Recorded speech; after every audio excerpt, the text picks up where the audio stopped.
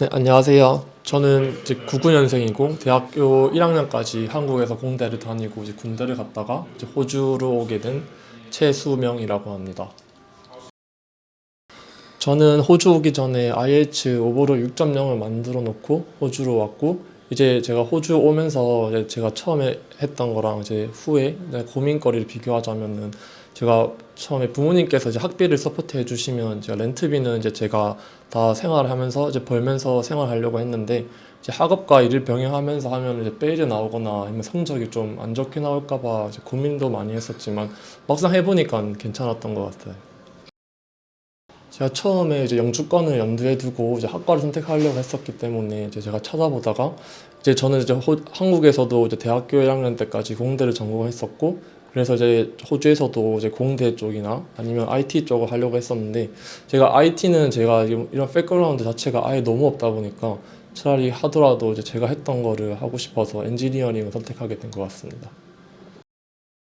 제가 처음에는 그리피스 대학교 골드코스트 캠퍼스를 제가 먼저 고민을 했었는데, 그리고 이제 지원을 했었지만 제가 선택을 안 하게 된 이유가, 솔직히 골드코스트가 인구 저밀도 지역이기도 하고 이제 QUT에 비해서 학비도 이제 훨씬 저렴했기 때문에 이제 그런 이점이 있어서 제가 처음 선택했지만, 제가 딱 마감하기 며칠 전에 이제 QUT를 급하게 넣었는데, 그 이유가 제가 학업을 하면서 이제 일도 해야 되기 때문에 그런 병행하면서 하는 생활이 브리즈번이 훨씬 더 하기 유리하다라고 생각했었고, 그리고 그 궁극적으로 이제 제가 딱 그 결정하기 며칠 전에 그리피스가 이제 대학교 학비를 업데이트를 했는데 이제 QUT랑 이제 별 차이가 안 나게 돼서 제가 이제 결과적으로 QUT를 선택하게 된 것 같습니다.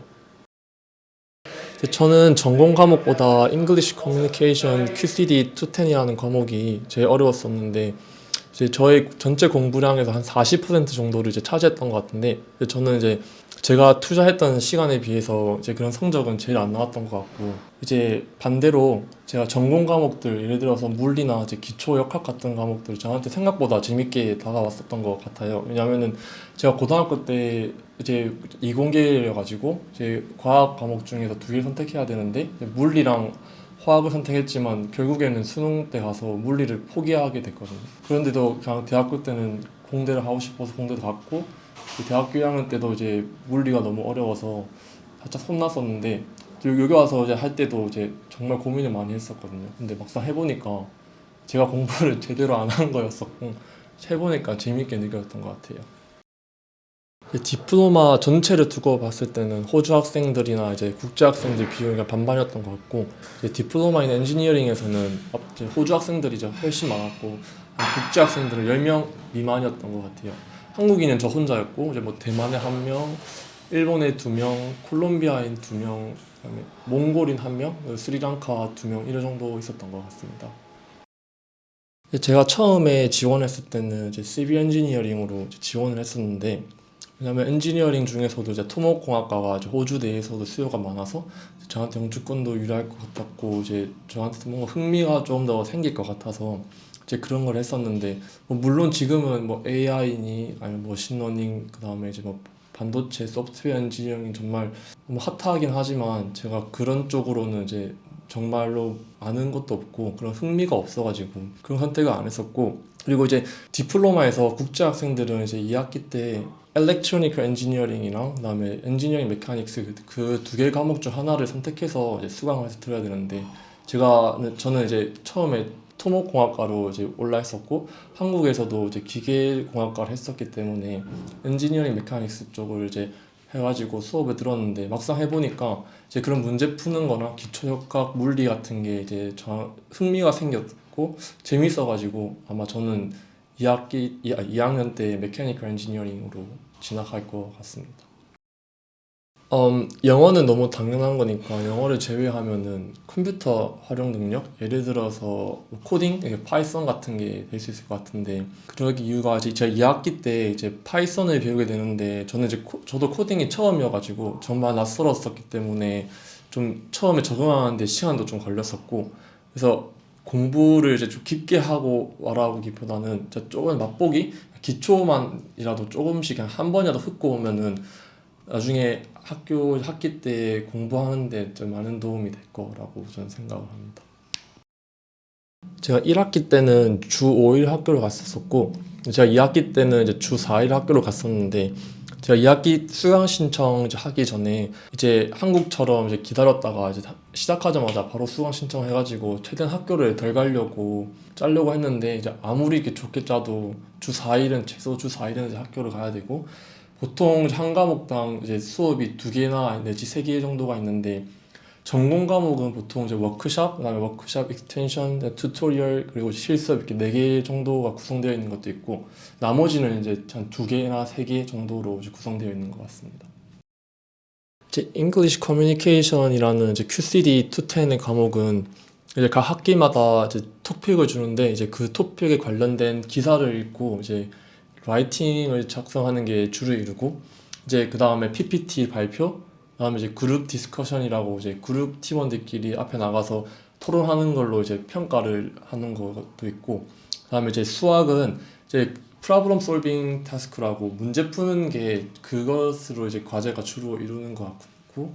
나머지 기초 물리역학은 이제 그 똑같이 문제 푸는 프로블럼 솔빙 타스크, 그리고 이제 실습을 하면은 이제 그 실습한 거를 결과를 가지고 이제 보고서를 작성해야 되는데 이것도 좀 시간이 좀 많이 소요가 되는 과제인 것 같았고요. 이제 마지막으로 쪽지 시험 이렇게 구성되어 있는 것 같습니다. 그리고 좀 제가 인상 깊었다 해야 되나? 좀 재밌었던 게 하나 있었는데 제가 1학기 때 첫 수업에 들었던 과목인데 이제 그거는 이제 엔지니어링 수강하는 학생들은 이제 처음부터 이제 그룹을 만들어 가지고 이제 그룹 프로젝트를 이제 시작해 가지고 이제 결과를 만들어서 내는 그런 수업이 하나 있었는데 주제가 자동화된 다리를 만들어 가지고 이제 그 다리가 이제 그런 지역 사회에 기여하는 거랑 이제 그런 결과 같은 것들을 이제 만들어서 발표를 해야 되는데 재밌었던 과제가 라이팅을 만드는 것도 라이팅을 쓰는 것도 재밌었긴 했지만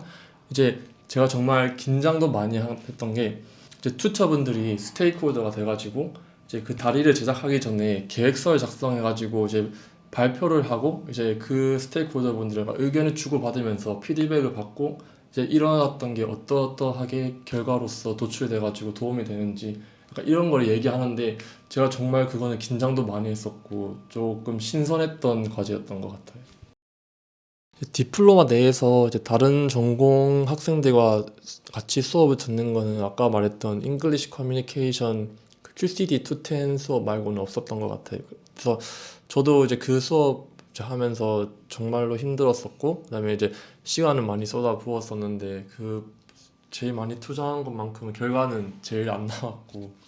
그다음에 이제 저번 학기 이제 수업 들을 때 이제 제 유닛 코디네이터 분께서 딱 첫 수업 시간 때 들어오셨다면서 하시는 말씀이 이 공부를 영어 공부라고 생각하고 수업 듣지 말라고 하시면서 저번에도 많은 학생들이 페일했으니까 이 과목에서 좀만큼은 좀 제대로 신경 써서 했으면 좋겠다라고 말씀하셨었거든요. 일단 해주고 싶은 얘기는 뭐 크게는 없는 것 같은데 많이 고민하셨던 수학을 얘기해 보자면은 이제 만약 한국에서 이제 고등학교를 졸업하고 이제 수능을 치셨다면은 이제 이과를 공부했다면은 이제 기본적으로 수원, 수투, 물리, 기하, 벡터 이런 건 다 하셨을 건데 제가 했던 디플로마에서는 그런 제 경험상 저는 수학에 그렇게 시간을 많이 투자를 안 했거든요. 디플로마 1년 내내 하면서 그랬던 이유가 정말로 디플로마 내에서는 그렇게 그런 높은 수준의 수학을 요구하지 않기 때문에 정말로 전 수학은 진짜 그냥 쉽게 했었던 것 같아요.